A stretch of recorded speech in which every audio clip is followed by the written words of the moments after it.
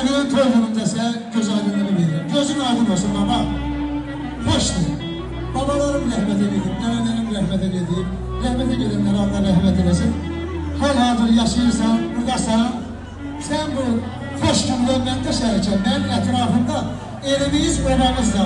Mən öz adımdan, Hamid onlarla adəsi adımdan. Oruc onlara gözünüz aydın olsun deyirəm, İmam onlara gözünüz aydın olsun deyirəm. Allah mübarək eləsin.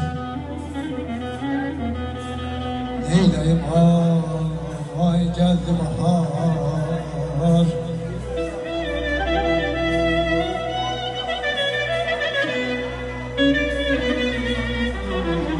Ay neyləyim ay geldi bahar.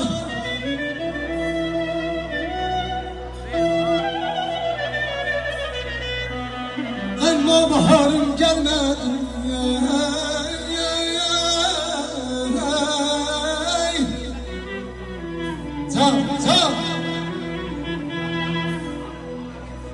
Gül açıldı gülşen izine, güzarım gelmedi.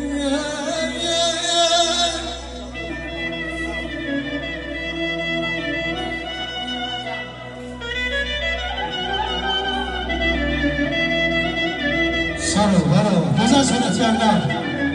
Baş ayran karşımızda. Hoş olsunuz. Ne güzel kısmet olundur bize devran bugün.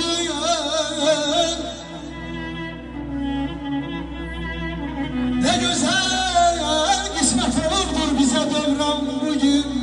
Kızına toy eleyir Naile'nin bugün. Yığılıyor bir yere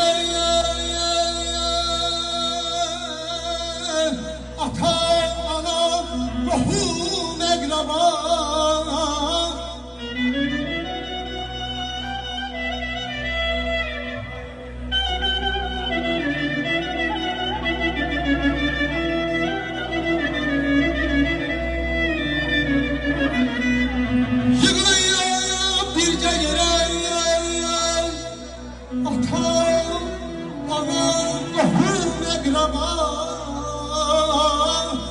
Ha deyip gülür aydın babam, yürekten gül dalış.